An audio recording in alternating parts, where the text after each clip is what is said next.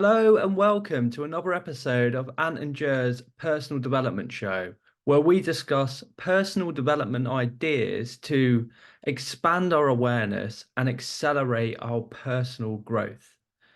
As you know, each week I will bring a idea to the table. The next week, Jer will bring an idea to the table. This week, I'm on my own because Jer's got other arrangements, but I wanted to keep the show going. So I've got an idea that I'm going to get up on the screen right now so we can get straight into this. So if you've not watched this before, me and Jer have made a conscious decision to study the art of making decisions, making the big decisions that bring us face to face with the best possible life for us. And this is a 15-minute audio clip that me and Jer listen to every single day. And the reason why we're listening to it every single day for 90 days is because of the repetition. It's the repetition that builds the awareness in your mind, and it has you seeing things and hearing something different every time you listen to it. And I know a lot of people in personal development talk about you've got to do repetition. This is how you do it, but no one says how it actually works. And how repetition works and gives you the growth is through the law of cause and effect. So whatever you do or say will cause some effect. If you do something twice, it will cause twice the effect. Do it 20 times, it causes 20 times the effect. So we want to accelerate our growth so we can improve our lives through our finances, our health, our relationships. So we are listening to this over and over again. And today, when I listened to the 15-minute clip, this was the idea that stood out for me today. And the clip is narrated by Earl Nightingale. So let's get into this idea. So he says, each one of us is always in danger of not being the unique and untransferable self which he is. So I'm going to get into this and I'm going to say my opinion of what this means to me. Now, the reason why me and Joe usually do this together is because that we found through discussing these ideas, I can have an opinion about it and be right, and he can have an opinion about it and also be right. And with what he says that I couldn't see, he's expanded my awareness that leads to me taking new positive actions and vice versa. So this is why this show exists, because we thought if it works for us, let's put it on YouTube as a free resource for people like yourselves to watch who are interested in personal growth, and you're going to have a viewpoint from it as well, and you can be right. So it's a win-win-win. Everyone's growing, and that's the idea here. So let me get into this, what this means to me. So to me, this means that as we go through life, we pick up all of this conditioning and we get it from our parents, our relatives, our friends, our school teachers, our neighbors, off the TV. We get all of these ideas and we're getting all of this stuff thrown at us, other people's beliefs, other people's values. And if we get emotionally involved with those beliefs, those values, then they become fixed ideas in our subconscious mind. And we become this sort of confluence of everyone else.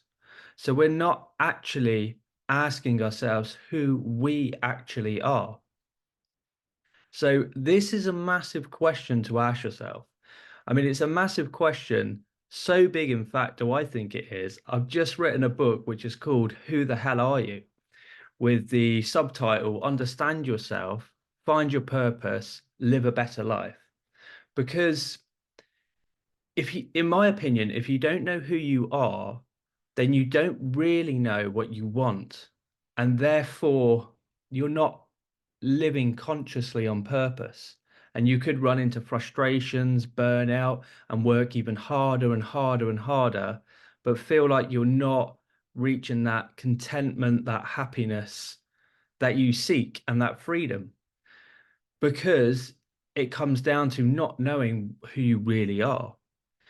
Now, again, when we're looking at this, in danger of not being the unique and untransferable self, I mean, nowadays, when you've got like Instagram and all of these platforms which show you what success looks like in the idea of people putting up pictures of Ferraris, of being on yachts, of Louis Vuitton handbags and Hugo Boss suits, whatever it may be, then it's very easy for a person not to be conscious of their own thoughts and buy into that idea and think, oh, that's what success is. When I can buy that handbag or go on that holiday destination, then I am successful. What these people realize is that when they do achieve those things, they don't feel successful at all. They find themselves walking around a holiday destination, wondering why they're not enjoying themselves. And the reason is because it wasn't their unique idea. It was someone else's idea of success. And that person brought into it because they saw it and they thought that must be success.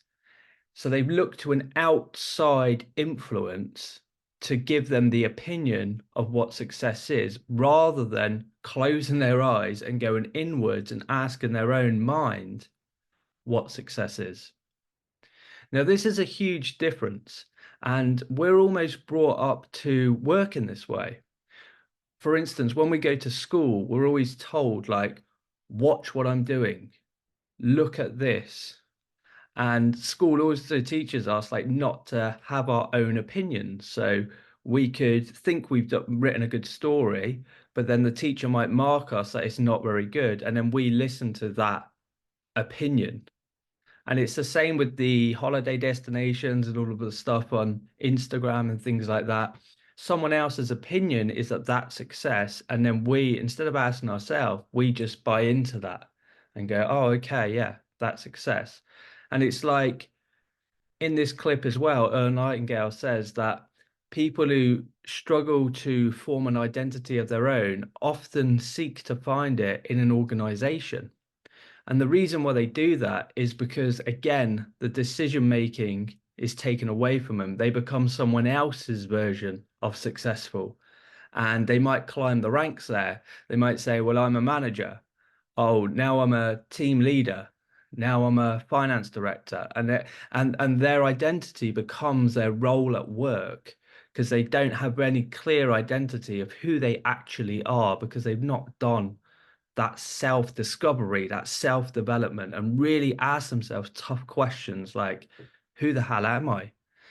And that takes a lot of courage to do that, because in order to do that, you will have to drift through your past to understand all of the conditioning and how all of that conditioning was formed. Because once you understand that, then you've got the faith. You can move forward with faith, knowing that, okay, if it was formed that way, the way to reform what I actually want is in the same way. And that was done through repetition or getting emotionally involved with the ideas that were presented by someone else. But now, with understanding, you can then do that through self-suggestion, auto-suggestion. So that just basically means it's a suggestion from yourself to yourself, because the mind operates with two spheres of activity. So you've got your conscious mind and your subconscious mind. Now, the conscious mind is the thinking mind, the intellectual mind. The subconscious is the emotional mind, and it acts on like emotion, and there's no sort of where's the conscious mind can accept or neglect ideas, the conscious mind can only accept. So, and whatever goes into the subconscious mind has to be expressed through the body, and that's what gives you your results. So we always want to be sure that we are accepting the right ideas in our conscious mind to be impressed upon the subconscious so it can only accept it, and then that will move our body into action so we can get the right results. Now, if we're not, Jim Rohn actually says, stand guard at the door of your mind. And Tony Robbins worked for Jim Rohn, and he says that's the same thing. Stand guard at the door of your mind. And another way to say that is when a suggestion or a thought comes into you, you've got to, instead of just accepting or rejecting it, you've got to the ability to reason, because you've got creative faculties also in your mind, and reasoning is a creative faculty. So you take this thought as is, it's just is. It's not positive nor negative until you think it is positive or negative. So take it as is, use your ability to reason and decide whether it's positive or negative. And you've got to fill your consciousness up with what you want. So if you want to be rich, for example, you need a money consciousness. You only need to read any book like The Science of Getting Rich, Think and Grow Rich. Any wealth books will tell you that people who are rich have a money consciousness, which can, it can go through many layers. So people who are successful have a success consciousness. Now, what is success? Well, success is different for every person. The best definition of success, in my opinion, is from Earl Nightingale, which is success is the progressive realization of a worthy ideal. So this isn't saying that a Louis Vuitton suit or a Ferrari or Range Rover means success. It's not that at all. It's not these material items. Success is the progressive realization of a worthy ideal. So what's an ideal? That's an idea that you've fallen in love with. Now, this idea that you've fallen in love with, you've got to keep impressing it upon yourself, because if you don't, then it's never going to manifest in the outside world. So we're always working from within. We're effectively living inside out. So everything is created twice, once on the inside and then on the outside. So each of us is always in danger of not being the unique and untransferable self, which he is. That could mean she, this was recorded a long, long time ago. Um, but yeah, I totally get this. And this is a part now where Joe would probably come in with his view on it, and we'd see it a different way, and it would probably take our conversation in a completely different direction, which is fantastic. And this is what it's all about. So this is my take on what this means to me. Just trying to think if there's anything else I can see here. So the way it says untransferable self, so your self is already created. Your life essentially is already there and it's created, and it's all a matter of discovering yourself. That's my belief on it. I believe it's already there. And like I say, when we're born and we go through childhood, we pick up all of these shackles. And what these shackles are, just negative influences that we hold in our body, we hold in our subconscious mind, and they condition us to do certain things.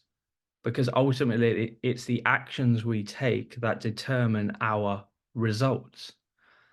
And like Earl Nightingale says here in this clip, which is all about decisions, he says a good decision maker is not a person who is looking for achievement necessarily. They're just looking to be their most authentic self. And that comes down to knowing who you are. And when you know that, you're able to make autonomous decisions. So you're able to say yes, no, yes, no. It avoids procrastination, because the opposite of procrastination is decision. So me and Jer felt as if we were procrastinating a little bit more than we should have been. So we thought, well, what's the opposite of that? And the opposite of procrastination is decision. And again, where did we get to that thinking? Well, we're working and we're studying the laws of the universe. So we mentioned the law of cause and effect before. What got us to study indecision was the law of polarity. We felt we were procrastinating too much. So what's the opposite? Decision. Okay, how do I get better at making decisions? Study it. So we picked out one clip, and one clip only, of Earl Nightingale. And of course, we have listened to other things on decision, but we made a commitment to study one thing for 90 days. And it has transformed both of our decision making, Our heads are a lot more clearer and we're getting a lot more things done. Another thing that Earl Nightingale says here is that autonomy does not frighten a winner. And he makes it real clear that a winner is not necessarily someone who beats someone else and makes the other person lose. A winner is someone who responds authentically by taking action and is fearless. And you can only be fearless like that when you know where you're going, when you've got this vision and know exactly who you are.